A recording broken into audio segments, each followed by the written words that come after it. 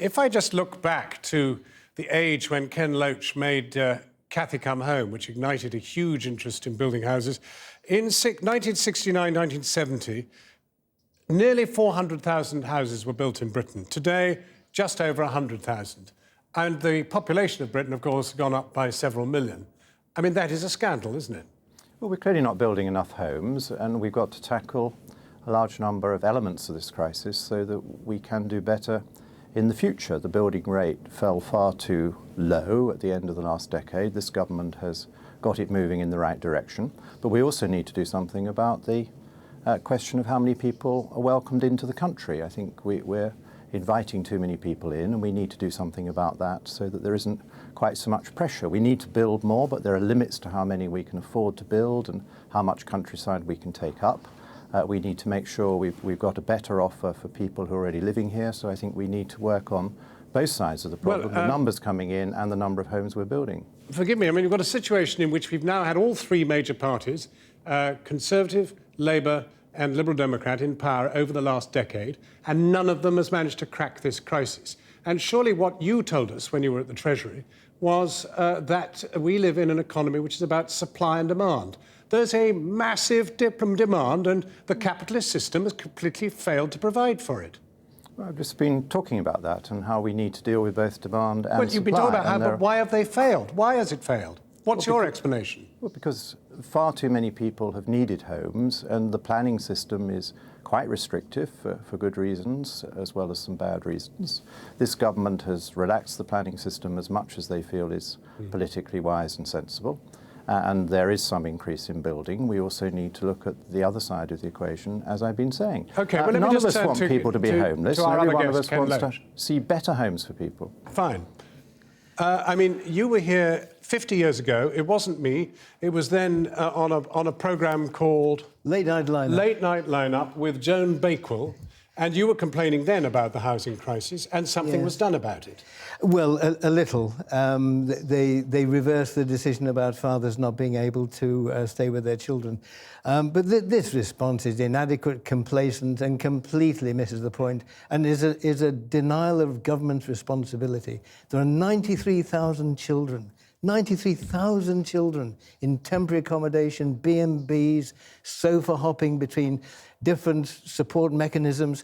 Their life chances are being crucified. And to hear this man with his complacency just say, well, we're doing a bit, it makes you very angry. No political parties, not just John Redwood's, no political party in the last decade has managed to do a stitch about housing. Absolutely, because they're all enthralled to the market. So you have to really attack the entire political class. Well, you attack the people who are falling to the idea that the market will solve it. The market won't. If there's a need and no one can make a profit, the need goes unanswered. They need to go back to Nye Bevan's plans in after Well, let 45. me see if I can take John Redwood back to Nye Bevan's plans. I mean, this is very akin to the shortage of housing after the Second World War. There was a state commitment to build, and they built, and they housed. Why can that not be done again?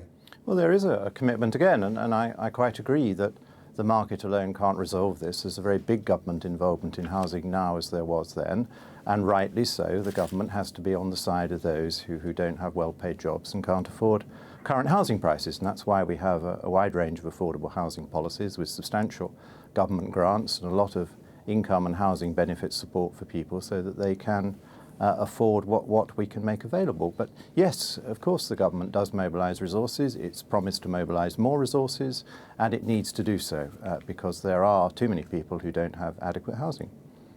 Ken Loach? Well, I think that it's the market that's driving up prices, a market that's driving up rents. I think we have to start from a different point of view, have to start from the point of view that it is a collective responsibility. We need councils or other government, public bodies to be empowered to build houses with direct labour, directly employing planners and architects, and building not only houses but infrastructure allied to work. And allied to work is central because then it's sustainable. Well, John Redwood, isn't there a danger that this great alienation from Westminster, which many, many people feel and which is well expressed in recent elections, is really being fuelled by this because there is a belief that politics has failed when it comes to housing? Do you recognise that perhaps some people think that MPs have a vested interest in keeping the price of houses up? Well, that would be a nonsense, wouldn't it? MPs have an interest in making sure that people are better housed, and we are very keen to make housing more affordable. There are many people who like to own their own home that can't currently afford them. We just had a big collapse in house prices at the end of the last decade, but it didn't solve the problem. We want to make more affordable homes available, more affordable homes to buy and more affordable homes to rent, and shared ownership schemes. The Conservatives have come up with a very good scheme to provide more affordable homes for people to buy, which then in turn will release resources so that there can be more affordable homes for rent as well. We need to tackle this at every possible opportunity and make more homes available for people. Thank you very much for joining us, and thank you very much for coming in as well. Thank you. Thank you.